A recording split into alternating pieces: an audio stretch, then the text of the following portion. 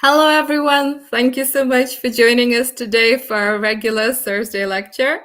I hope that your day is going great. We are thrilled to have you here with us, learning more about applying to US University with a specific focus on application essays. So before we get into the nitty-gritty, let me just briefly introduce myself. As some of you may already know, my name is Victoria and I'm the outreach coordinator for the Education USA network here in Ukraine. We are, of course, part of the global network of the U.S. Department of State, committed to promoting diversity in the U.S. higher education system and building bridges of knowledge across borders. As the official source on U.S. higher education, we offer accurate, comprehensive, and unbiased information about opportunities to study at accredited colleges and universities in the United States. So today we're going to dive deeper into crafting effective application essays. Many highly selective universities in the United States approach the admission process in a holistic way. Such an approach gives you schools the latitude to look at different attributes of their applicants, including their academic achievements and, of course, their personal narratives. Application essays play a huge role in the selection process. However, writing such an essay that would fulfill its role and demonstrate the personality of the applicant can be quite challenging. So, if you want to hear about tips and strategies on how to write an effective and impactful essay that will really boost your chances of getting accepted to US universities, and stay tuned. We will go over all of this and more today. It is an honor to welcome our guest speaker today, Daynою Ніва Kraковer, Senior Associate Director of Admissions at Brown University, who will share some insights into approaching admission essays.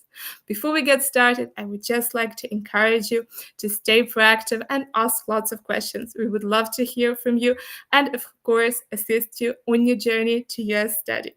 So please do not hesitate to reach out. So without further ado, let us get started. Dana, the floor is yours. Please take it away.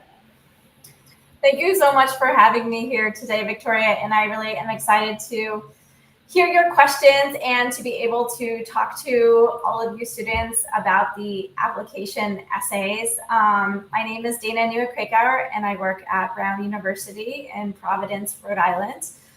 Providence is about an hour south of Boston, Massachusetts, and about 3.5 hours from New York. So super excited to be talking to students from Ukraine.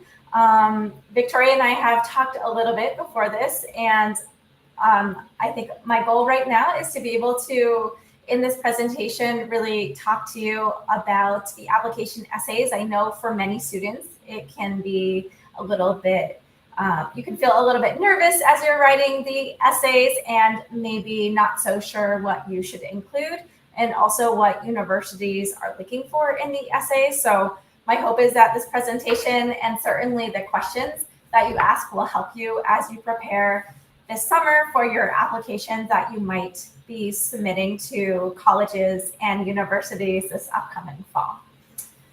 All right, so I do have a presentation that I will share. Thank you so much. And so In terms of essays in the application process, so there are certainly universities and colleges in the United States that do not require application essays, but many of them do. And many of those colleges are colleges that use something called a holistic admission process. And a holistic admission process means that colleges are looking at not only your grades or your SAT scores, but they're also really trying to learn about everything in your life in terms of what makes you a student and what makes you as a person. And one of the ways that colleges try to do this is they ask students to write essays. Every college is going to be a little different in terms of the number of essays that they require and the types of essay questions that they ask you to submit. Many colleges in the US use the Common Application, and the Common Application often uses one larger essay where students write about a page in terms of text. Later on, many colleges have supplemental essays, something called a writing supplement, where colleges ask more specific questions to their college and want to get to know you a little bit better outside of your larger essay. So in terms of the essays in the college application process, the role of these essays is really for the college to get to know you beyond the information that others are submitting on your behalf. So for example, for Brown University, we require 2 letters from academic teachers and also a letter from a high school administrator or a counselor or a principal.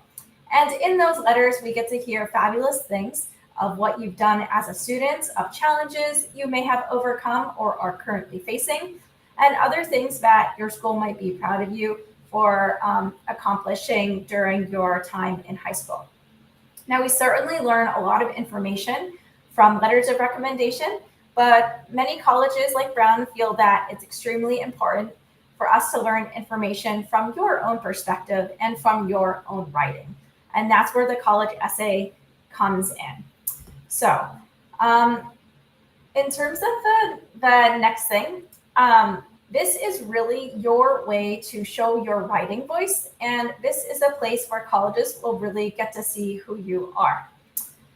We have a lot of the other data that's quantitative in the application in other places. So this is where you're going to probably lay out a little bit of an outline of what you want to include, like a draft, before you start writing your exact essay. So some of the things that colleges are interested in are: who are you? What might you become down the road? How do you think? How do you make choices? And what matters to you? These are a few questions that I recommend students think about before they even start writing the sentences to an essay, is to really brainstorm and think and list out on a piece of paper, what are 10 things that I really want a college to know about me that probably isn't going to show up in my letters of recommendation or somewhere else in the application. So some of these things that you might want colleges to know could be about yourself. It could be about your family. It can be about challenges, hardships, successes in your life. It could be about goals that you have down the road, but really thinking across the spectrum of what makes you you.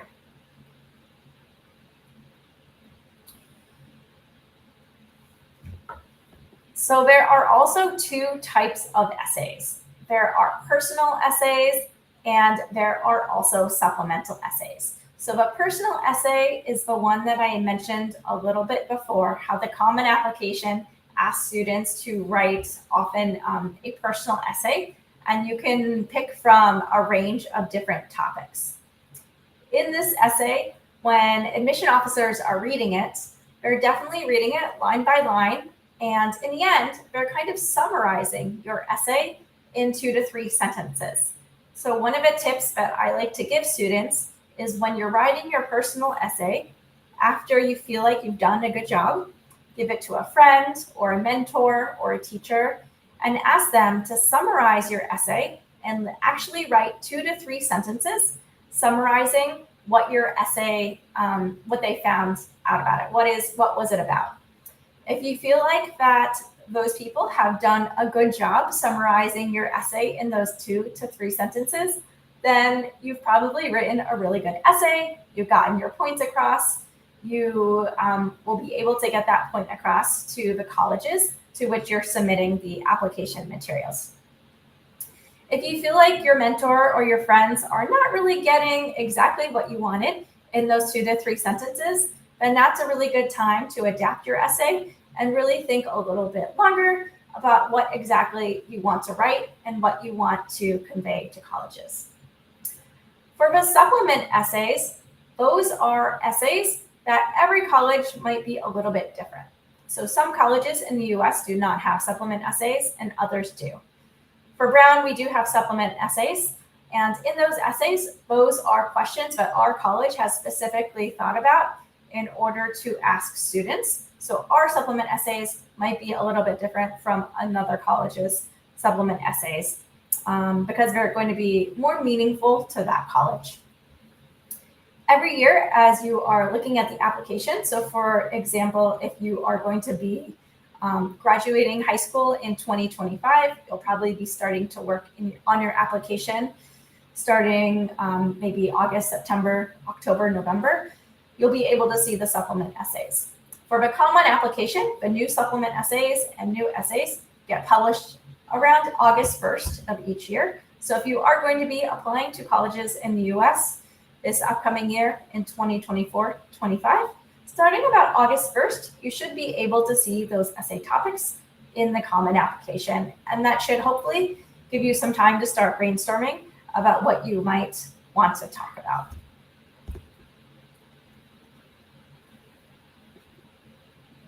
Okay, so I mentioned a little bit about how certain colleges tailor the questions for their own college. All right, so for Brown's writing supplement, this is an example of some of the questions that we have on our writing supplement. What you'll notice is that these are very short essays. It'll tell you that the essays should be no longer than 200 to 250 words. So for some of the questions that we have, the top question asks a little bit about the Brown curriculum. For Brown, our curriculum is a little different from many of the curriculums at other colleges and universities. So we have something called the open curriculum. And our question reads, Brown's open curriculum allows students to explore broadly while also diving deeply into their academic pursuits. Tell us about any academic interests that excite you and how you might use the open curriculum to pursue them while also embracing topics with which you are unfamiliar. So if a student is approaching this essay at Brown, the first thing I would probably recommend is that they learn a little bit more about what is the open curriculum. And a student could do that, for example, by listening to a virtual information session on our website. We have long information sessions that are recordings. You could also email a student. You can look at our website. But to give you the quick answer right now, so the open curriculum means at Brown that students have a lot of freedom and flexibility to study courses in different departments and disciplines over their 4 years while they are an undergraduate student at the college. So we have 80 different concentrations or 80 different majors. We use the word concentration. So we have 80 different concentrations that students can select from. Some of the concentrations are things like human biology, English, political science, international relations. There are many interdisciplinary concentrations that focus on a range of things from economics to visual arts to music, humanities, physical sciences, and social sciences.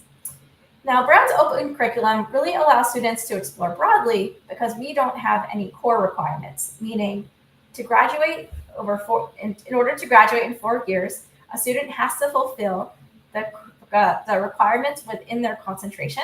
So for economics, for example, a student has to take 11 classes within the Department of Economics. Over the 4 years at Brown, students take about 32 courses. So that's 4 classes each semester. So if a student is studying economics, they have a lot of classes that they don't necessarily have to take in economics, since only 11 courses have to be in economics, but you do need 32 courses to graduate. Now for Brown, the idea of exploring broadly means that students can really try classes in any department they want. So a student can try classes in music, they can try classes in physics, even if they are an economics concentrator. We don't say that you need a certain amount of math classes to graduate or a certain number of English classes or biology classes to graduate. We encourage students to explore broadly using their own advisors, their academic advisors like professors on campus to which they're assigned, in order to develop a curriculum over 4 years that will really help them to pursue their academic interests and really take courses that are exciting. There are hundreds of courses, so we want you to be really super excited about the 32 courses that you're going to take over your 4 years here. And so even though this question about academic interests is only 3 sentences, it's only a 3-sentence question, a lot of times for these writing supplement questions, you may need to go back to the college's website and really learn a little bit more about what types of things that the college wants you to write about. So in this question, certainly we know what the open curriculum is in terms of admission officers at Brown, but we want to know in terms of asking students, what are the types of academic interests that Brown offers that you're interested in studying? So this is a really great way for a student to go back to the Brown website and find out more specifically about how their academic interests might lend towards something that Brown teaches. And so we can really see in this essay if a student has researched for Brown open curriculum, depending upon what they write and depending upon what they might include in this essay. A student might include an example of a specific class that they're really interested in at Brown, or maybe they're interested in doing research with a certain professor. But this is where you can be very specific in terms of tailoring exactly what content fits your story. So an essay that is really good about a student's curriculum would be one that includes not only your own academic interests, but also tailoring it, making it very specific to that college. So that essay really wouldn't work if you tried to copy and paste it on another college's application. Another question that we have on the writing supplement is a little bit about a student's lived experience and their context. For that second question, we ask students to talk a little bit more about some of those lived experiences and contexts. Again, it's a very short essay, so typically a student would write about a topic that they would like to share that perhaps they haven't shared already in their longer personal narrative as part of their main common application essay. And the last essay that we find very important for Brown talks a little bit about communities and joy. So for us, we find it important, whether big or small, mundane or spectacular, tell us about something that brings you joy. And again, this is going to be very specific to the student. So the answer to this question should be something that's very specific to you and that may not necessarily fit with someone else who you know. And people write about so many different things that are very personal to themselves.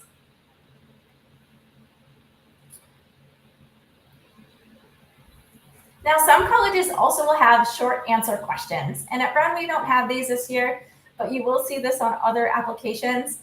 A college might ask you, what are 3 words that best describe you? That's something actually that we have had. What is your most meaningful extracurricular commitment? And what would you like for us to know about it?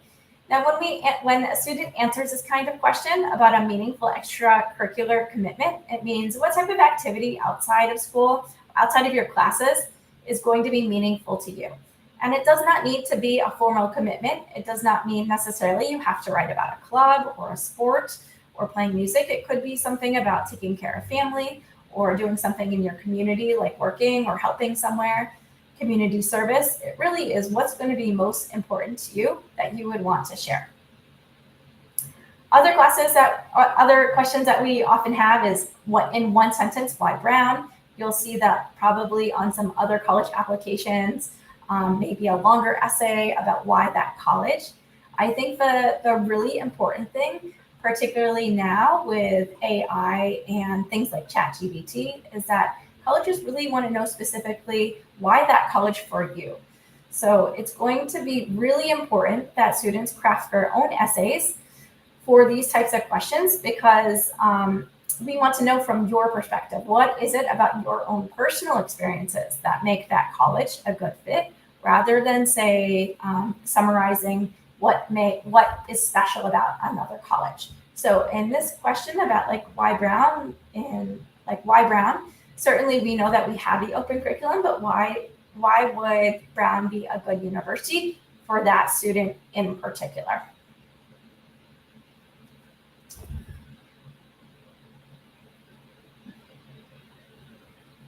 Okay, so a few general tips. These are personal narratives, not academic papers, so you can feel free to write in your own writing style, in your own voice. I would say be careful about having too many people looking at your essay. Really, it should be in the student's voice. This really lets us to get to know you and who you are. It's also an opportunity for us to see how you think about things, how you're expressing your thoughts. And feel free to kind of start your essays, do a draft, take some time, edit them, and take another look. I would recommend that students try not to do essays like just sit down and write them in one day. Really take some time to craft it, to really think about things, and have a friend take a look at it and just see if they have any comments about your essays, particularly given they know you and they know what makes you special.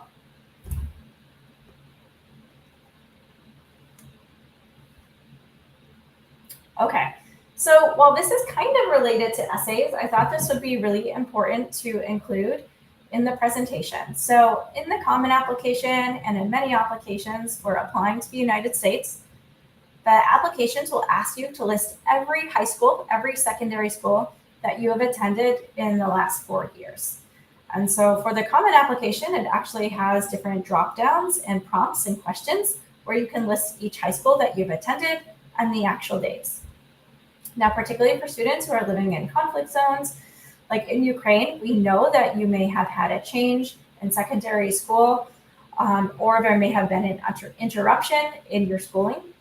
And so for these sections, excuse me, for these sections, it's going to be really important for you to take some time to look at the questions and make sure you're putting in all the information. So some of the questions in this section will ask if you're graduating early, if you've attended more than one high school, if you're taking time off, if you're taking a gap year. A gap year means that after you've graduated high school, you're taking a year in order to do something else before pursuing additional schooling. Now, as you'll also see here, there's also a box on the Common Application where it allows you to write more specifically about any of these selections that you might make. And sometimes there's a word length, or a text length, and so you'll just want to make sure that just as much as you're focusing on your essays for the application, you're also focusing on these sections too, so that schools can have a better understanding of your life, because you're probably talking about it in the other sections of the application. So in the changes in secondary school and/or interruption, I definitely would personally recommend that you use the space. So you can typically have, I think it's about 200 words. Please make sure to write full sentences, use specific information. If you've attended 3 different high schools, you can include the full name of a high school, the city name or the region, and also include any dates. If there is any specific information that you want to include as to why you left that high school or maybe why it closed, this is a really good place for you to include that information. In particular, if you're having trouble accessing any transcripts from that particular high school, or it's impossible to access a transcript from that high school, this could be a really good place for you to put in that information. I would say more information is very helpful as colleges try to learn about your full trajectory.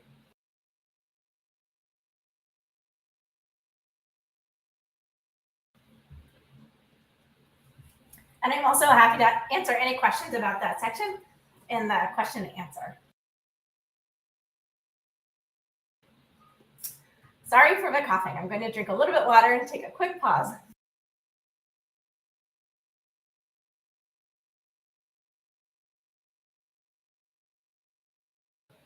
There's also a section about community disruptions and any other additional information. Again, feel free to include any information in this section, particularly that additional information section.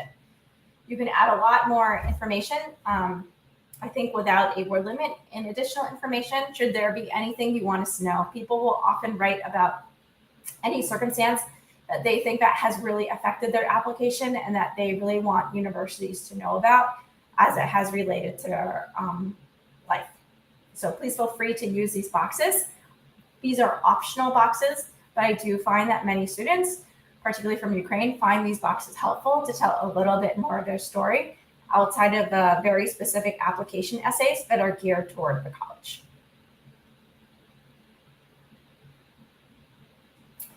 Now, another thing that students often submit to colleges is maybe not necessarily in essay form, but I think it is just as helpful to talk about in a presentation about essays, because it is something that you prepare and it is something that colleges will look at. So many colleges have something called an optional video introduction. We have a video introduction where it is a 2-minute video that a student films himself and would upload to their application. And in 2 minutes, we ask students to talk a little bit more about a topic or a few topics that are important to them. In the video, I would say that students sometimes even share photos. If they're an artist, they might show pictures of their artwork. If they like to play music, they might share some of that. Other times, a student will just sit kind of like facing like with a wall behind them and talk for 2 minutes, a little bit more, just to kind of tell their story. Now, while the video introduction might be something that a student talks more spontaneously without a script, we also understand that some students feel more comfortable with a script, and that's okay too.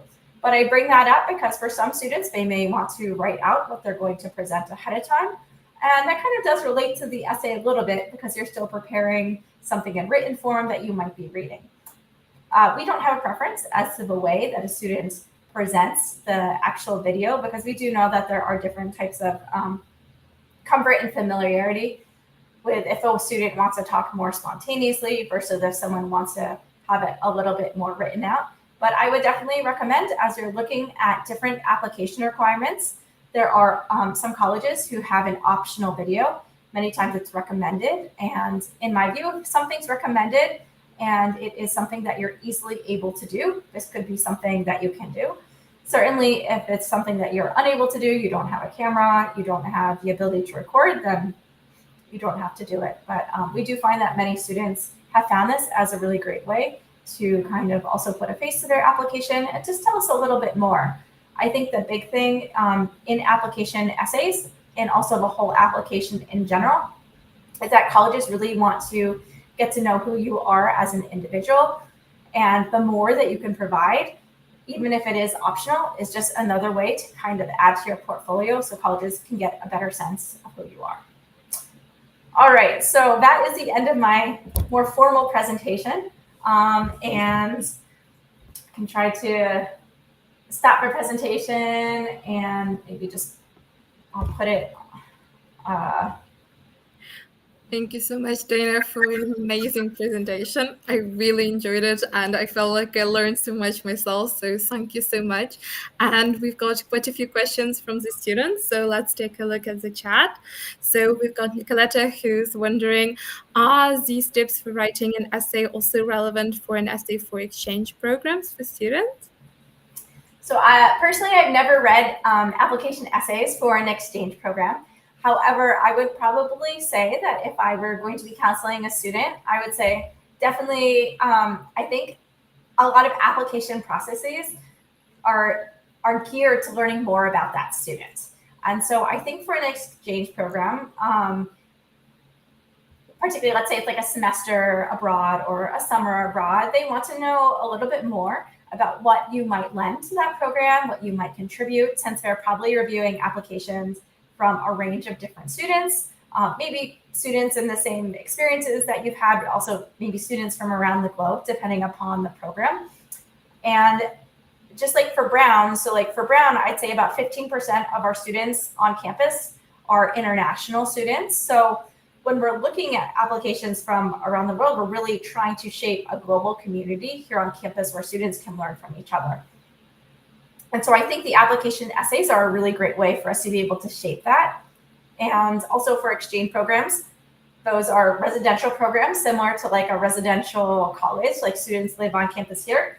They want to know a little bit more about like how are you going to be, like are you going to be a good roommate? Will you be kind, considerate, things like that. Thank you so much for your answer. And I hope you were feeling well as well. So, Nicoletta, I just wanted to add from my side, if you would like to get more of an insight on how to best approach writing a letter for the specific exchange program you're planning to apply for, please do not hesitate to reach out to our lovely advisors at Education USA. We would be more than happy to help you and assist you in the process, as well as provide consistent and comprehensive feedback on your essay. So we've got another question from Rivka, who's wondering, how do you realize that your essay is good enough without giving it to other teachers, family, or other acquaintances? Yeah, that's a really good question. So I would say then, if you want to be the person who's going to, like your own person who's going to be looking at the essay, is this going to be something that you're proud of? Like, are you proud of what you created? Is this something that you feel really represents who you are? So if you were to look at this essay 10 years from now, 15 years from now, if you were, I don't know, to have it as kind of like a memory of who you are, kind of like a diary to look back on in terms of who you are, like, does this encapsulate who you are? I certainly can understand, like, for many essays, it's very personal. There may be information in there that you don't feel comfortable sharing with your family at this point, or are unable to share with family or friends or acquaintances given certain situations. Just make sure that you're comfortable with sharing it with the college, of course, because we do have admission officers reviewing it. And certainly when we do admit a student, there are sometimes situations where, like, our international student advisors will also be reading your essays, or certain faculty from the college might be made aware. A college like Brown, we want to be very supportive of students. So when a student is coming into Brown, not only will they be going to, like, an international student orientation, but they are also assigned, like, an academic advisor, a faculty advisor, different kinds of mentors along the way. We just want to make sure a student is prepared. We can assign appropriate advisors, matching them up with the right resources on campus. So feel free to include anything in there. But I would say, like, if it's only going to be the student looking at the essay, just maybe spend a few days on it, give it a pause, and then revisit the essay in a few more days and to see, how do I feel about this? I would definitely recommend for students, like, not posting it on, like, anonymous websites or any type of other places to get anonymous feedback, because you don't want someone to copy your essays or to use your own essay writing in their essay. So I would recommend not doing something like that. Thank you so much for such an informative answer, and thank you so much for the student who has reached out. Just to add from my personal experience, I do find the students really do well with sometimes, like, putting their essay to rest for a few days, but also trying to read it aloud. You can hear sometimes yourself the way some phrases or expressions have been formulated doesn't quite work, and you might need to work on those as well. So that can be helpful. And we've got another question from Victoria, may I add just one more thing? Go ahead. It reminded me, because we were talking a little bit earlier before the session about English proficiency exams. And so, for example, many colleges will accept things like Duolingo, the IELTS, the TOEFL. Please know that if students are taking things like the Duolingo and you're submitting official results to colleges, on our side, we see not only your speaking portion, but we also see your written essay portion. And so as you're thinking about your own essays you're submitting in your application, I think it goes back to the student's question about, like, if you're only want yourself to look at it. Like, I think that's absolutely fine. Sometimes I do think that students give it to someone else and things get dramatically changed. And when we're looking at it in comparison to, say, like, a Duolingo written essay, it looks very different in terms of a writing style. So I would really recommend really making sure your personal voice and your personal construction of that essay is kept, because we know that students are only 16, 17, 18, 19, 20 years old, and that you're still developing as writers. So we don't expect a perfect essay. You know, we want students who are coming to Brown who are also willing to learn and to take advice, but also we know that your writing in the beginning of part of coming to college versus the end of college is probably going to really improve. Sorry for interrupting there. No, thank you. That was brilliant, and I think some great pieces of advice. So we've got another question from Sasha, who's wondering, what if the graduate program I'm going to apply to is different from my undergraduate program area? Can I enhance that? Like, I don't have enough experience in the area I'm applying for, but I really want to learn it. Do you have successful cases like this? Yes, that's a really good question, Sasha. So it's going to depend upon the school. So for example, a school like Brown, when a student applies to the university, they can list areas that they're interested in studying, but we don't make them study that. So all students have until the end of their sophomore year, their second year, to declare their concentration. So I've worked with a lot of students who say, I think I would like to study international relations, but they come here, they take classes in a different subject, and they actually end up concentrating in those areas. We are very flexible because we have that open curriculum that I mentioned. So we know that students may not have a lot of experience in the area in which they indicate on their application, and that's okay. Sasha, this is a really good question for perhaps specific colleges that you're applying to. So there might be certain colleges that say, oh, if you want to study engineering, you have to have fulfilled these specific requirements in high school. So I think that's a really good question to reach out to those colleges and look on their admission pages by subject to see what might be required.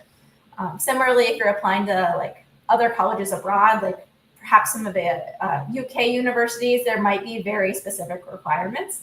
I think the key thing is if you're looking at colleges in the US is looking at when does a student have to declare their major? At what point is that? Is it that they declare it right away before they come into the university, or do they have flexible time in between? Thank you so much for your answer and for raising some great points. Once again, Sasha, if you have any additional questions, please feel free to reach out to our lovely advisors. We would be more than happy to help you and assist you in this process. So we've got another question from a student who is wondering, would you say that the personal statement is the most important part of the college application that decides if a student gets admitted? That's a really good question.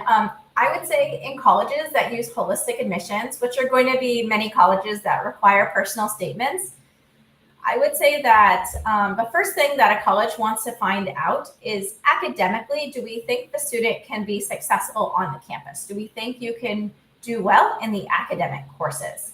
And so for that, I think sometimes it's going to be colleges, when I'm looking at an application, I'm looking at everything, but one of the big things that I like to focus on is the academic transcripts, if provided, if they are available, right? It's going to depend upon if something is available, but also if there are any standardized tests that are available, like SAT, ACT, and also English proficiency exams, particularly for international citizens.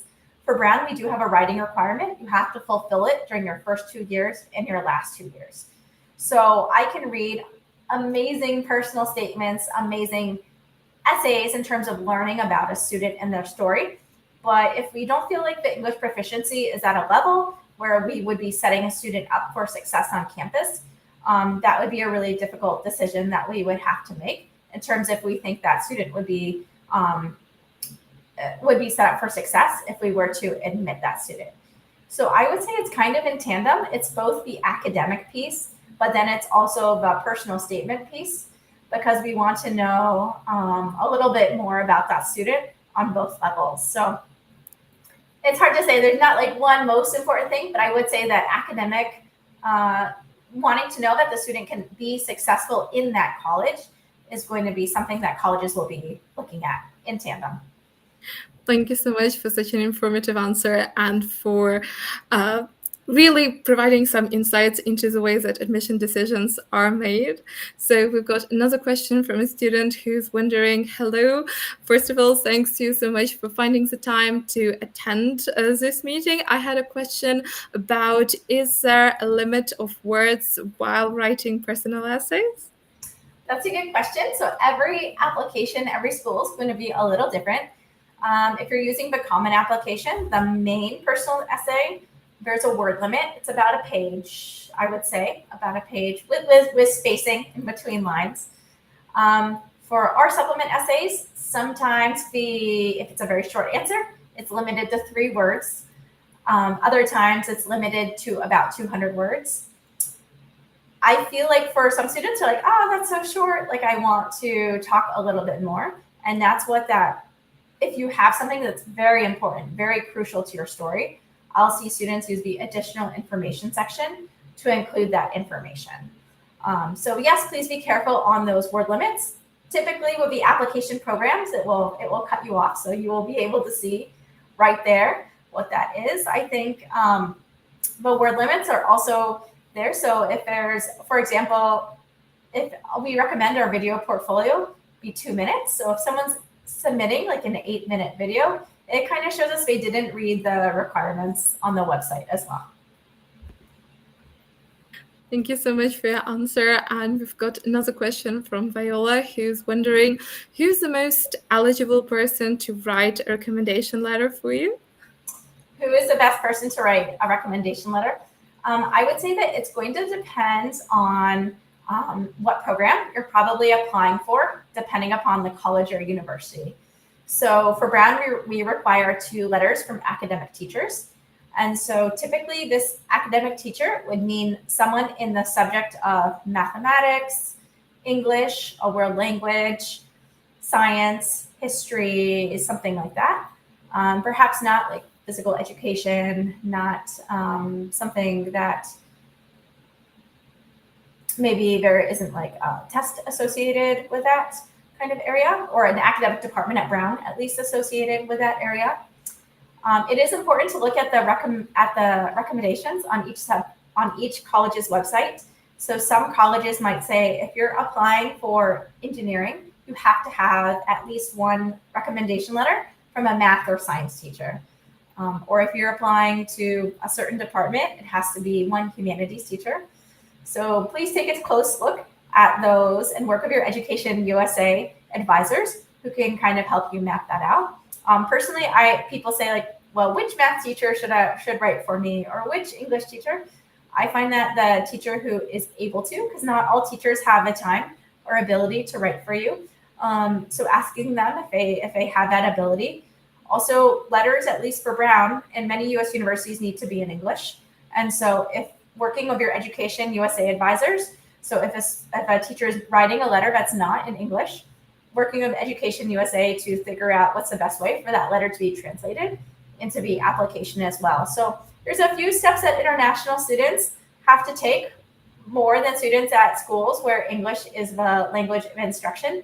So it's a good thing to probably start thinking about a little bit earlier in the application process. So you can work with the advisors there who might be able to give you some advice on that perspective too.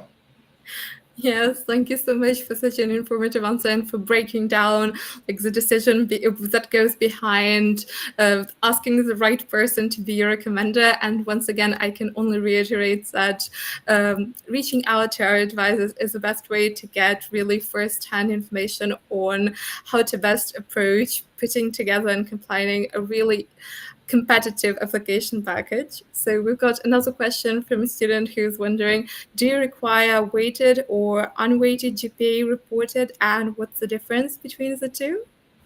Yeah, so that's a really great question about GPAs, and GPAs are going to be really different for every school out there. So at least for the Brown application, it's not necessarily required that a student write down a GPA because there are so many international systems, whether it's like an 11-point system or a 12-point system or a 100-point or something completely different, like a 20-point system. So for us, because we're holistic and there are people reviewing your application, even if you were to write a GPA on there, I'm going to be looking at your transcripts, and my colleagues will be looking at your transcripts to see it actually from the source, like what does that look like? And that's the really important thing. That is a good question though too, because there are some institutions in the US who want you to calculate a very specific GPA. And in that case, you'll want to reach out to your Education USA advisors because every institution is a little bit different if they require a GPA as to what classes count and what classes may not count. But for us, like, please don't worry. We know every country, every certain regions have a very different system, and depending upon where your school is located, it might have transition systems or grading scales. So that's absolutely fine. We are used to doing that as well. And please remember, like, Brown is a very global campus. A lot of these campuses are very global. And there are definitely times when, like, I've had a question about an applicant in a certain country, and I will reach out to Education USA and I'll ask the advisors. And if it's something that I can't read, it's maybe in a different language, the Education USA advisors are very helpful in terms of connecting me or being able to answer a question that we have. Thank you so much for such an encouraging answer. And we've got another question from Ernest, who's wondering, so for example, I'm going to study architecture, but at the same time, my high school isn't in that field. It's a general high school, so I do not have any information or experience in my field. So does that someone who has gone to an architecture high school going to have a higher rate of acceptance than me? That's a really good question. So I think the thing to remember, at least for schools in the United States, is that our high schools are typically very general. We don't have, there might be architecture high schools, but I have not seen many. If there are any, same thing, like we have some like more science-focused high schools or some high schools that are focused more on the humanities. But the key thing for us, at least for Brown, is that we're really looking to see, does the student have the academic skills in order to kind of develop themselves along the way. So even if a student has only taken one class in art history or one class in mathematics, or like at a certain level, like we want to be able to see that a student has those fundamentals in order to move up. So I would say that like many colleges and universities that are highly selective are looking to see that you have good fundamentals. And that would mean for an international citizen in a country where English may not be the language of instruction, the English proficiency. Also that you've taken math classes, typically through pre-calculus or statistics. For science, that would mean taking classes like biology, chemistry, physics. What else? And you already have another language. So we're really kind of looking, like, if you have those fundamentals, we know that many students will be able to jump onto that next round. Specifically for architecture, I know that can be very specific. So work with your Education USA advisors, at least for Brown. We don't have any very specific requirements. If you want to study a certain area, you have until the end of your 2 years. But Ernest, it sounds like a good question to ask Education USA advisors, depending upon which colleges you're looking at. They might know a little bit more, because architecture and engineering are two very specific ones, at least in the United States. Thank you so much for such an in-depth answer. And once again, Ernest, I can only encourage you to reach out to our lovely advisors and get some more like specific information on the fields that you're interested in. So another question that we've received from a student is about academic achievements versus volunteering experience. So the student is wondering, thank you so much for such an interesting presentation. I wanted to ask, is it best to focus on academic achievements, or can I write an essay about my volunteering experience? I would say feel free to write about your own personal experiences, like volunteering. Certainly for the academic achievements, we'll have your transcripts, so we'll be able to see if you have strong grades. We also will have your letters of recommendation. There's also in the Common Application a list where you can list any honors or achievements or awards that you've received. If you'd like to, optional, you can include a resume of all of your achievements at the end as well. So I don't think necessarily you have to take up the space for your essays in order to list those achievements. I think the essays are a really good way for us to learn more about you. Certainly, if I've seen essays where a student writes about all the hard work they put into getting an achievement, that makes sense. It's a whole narrative about what they did to try to reach a goal. I just don't think essays work as well if it's just like listing every single thing that they've done. But certainly think of it kind of like a book. We want to know more about who you are from the first page to the last page of the application. Thank you so much for your answer, and thank you so much to the students who are so active today. I see so many more questions in the chat. So we've got Mbressa wondering, do people who do not go to a general high school have lower chances of getting acceptance since they, for example, haven't taken any bio or chem classes during high school? Oh, that's a really good question. So internationally, we look at applications, I would say, by the context, meaning we really look at the opportunities offered to you at your high school. And so I probably should have shifted my answer given I'm talking to an international population. So here in the US, most high schools have like biology, chemistry, and physics. It's more rare not to have them. Internationally, we know there are different curriculums depending upon like what your focus is and maybe which subjects you're focusing on. And so that's something that's really nice about the holistic process. We can take that into account as we're looking at an application. I would say the big thing is just to make sure that maybe in the additional information section, you write a little bit more about your school's curriculum so we understand why you don't see biology, chemistry, or physics on your transcript. We know that for some schools, it's just going to say like science 1, science 2, science 3, and we understand that. But if there is anything that you're just worried about, you're like, oh, I just want to make sure they know this, put it in the additional information section. We can always follow up with you. There are definitely times that I have emailed a student asking a little bit more for clarification just on their schedule or something, if there is anything that might, that I know like other people might have questions about. But I would say we definitely see students from all types of high schools. So please don't worry if your school doesn't offer like a certain subject or it is more specialized. That's okay, at least for Brown. And I think many other schools are like that, but Work of Your Education USA advisors, in case that's not specifically a situation for a certain college you're interested in. Thank you so much for so many great tips. We've got another question from Ernest, who's wondering, is there a limit on how many recommendation letters can I submit? Because I have so many people who can write me one. Again, thank you very much for everything. Thank you, Ernest, for that question. That's wonderful that you have made so many different connections. It sounds like you have a lot of great mentors along the way. I would say that at least for Brown requirements are 2 from teachers, 1 from like a high school administrator, if hopefully that's possible.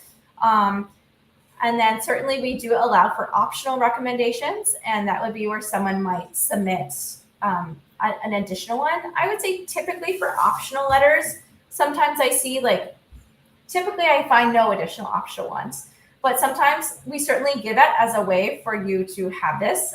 So please feel free to. I would say if someone is going to submit optional letters, maybe 1, maybe 2 more. It really depends on the content of a letter. So let's say, for example, you have a science teacher and an English teacher writing for you. Maybe the 3rd optional one shouldn't be another science teacher, right? Or another English teacher. Maybe it's someone instead who has gotten to know you through some other extracurricular activity that you've done, or someone that you've met and really developed a connection with at Education USA, or someone else throughout your life. We see really great optional letters from anyone from community-based organizations to someone who, if someone has a job, their supervisor at their job. Sometimes it is other teachers at the high school that you've gotten to know well. Sometimes it can be neighbors, like talking about how you've really helped babysitting their younger children or whatnot. We leave this to you. I would just say have it be like people who know you well. That's the most important thing. Just people who know you well. Thank you so much for such an amazing answer and for sharing some great ideas on writing and requesting recommendation letters. So we've got another question from a student who's wondering, does Brown offer full scholarships, and what would be some of the requirements for applying? Yep, that's a great question that I think students should ask all different types of universities that they're applying for. So for Brown, we offer need-based financial aid. And that means that the scholarships that we provide is all based on a family's financial circumstances. So it is our goal that if we admit a student, that the student will be able to attend Brown, because we offer 100%. We meet 100% of a student's demonstrated need. So that means that for many students, particularly depending upon where they live and what their family's personal circumstances are. Brown may be paying for their entire tuition, their room and board, like where they live, where they're eating for the 4 years that they're attending Brown, and there may not be a family contribution. I would say this happens quite a bit for students. Over 50% of our students receive financial aid on campus. There is a very large percentage of students where the parent contribution is zero. So this is all based on a family's need. This would be kind of like bank statements, financial statements. Education USA can probably help you a little bit with some of those financial aid applications, as it is tricky, particularly if it's abroad as well. Some schools do offer academic scholarships and also merit scholarships. Brown does not offer merit scholarships or academic scholarships. We do the need-based scholarship. So many of our students on campus, particularly international, receive 100%, or our scholarships meet 100% of their demonstrated students' need. Thank you so much once again for such an informative answer. And our final question for the night is again from a student who's wondering about recommendation letters. If I want to apply to a computer science program, which teacher should I ask to write me a recommendation letter? That's a good question. I would say a computer science teacher is fine if you have a computer science teacher. Some students are doing it more self-study, so you may not have a computer science teacher. For Brown, we really don't put parameters on it, so it's really the teachers that know you well. But some schools may have a very specific ask for you to have someone from a very specific department. But for us, we really leave it up to the student. There are many high schools around the world who don't teach computer science quite yet, so it's a field that a student wants to learn about but has not had experience yet in high school, and that's absolutely fine as well. Thank you so much, Dana, for such an amazing presentation. It was truly a delight to learn from you and to chat with you about all of the aspects of the admissions process. Thank you so much to our lovely students for being so proactive today. I look forward to meeting you in our next sessions. And please, if you still have any more questions, do not hesitate to reach out to us. We are here to help you and assist you on your journey to US study. So keep working on your applications, keep believing in yourself, and you will make your dream of studying in the US a reality. I wish you all the best of luck, stay safe, and stay with Education USA. Bye!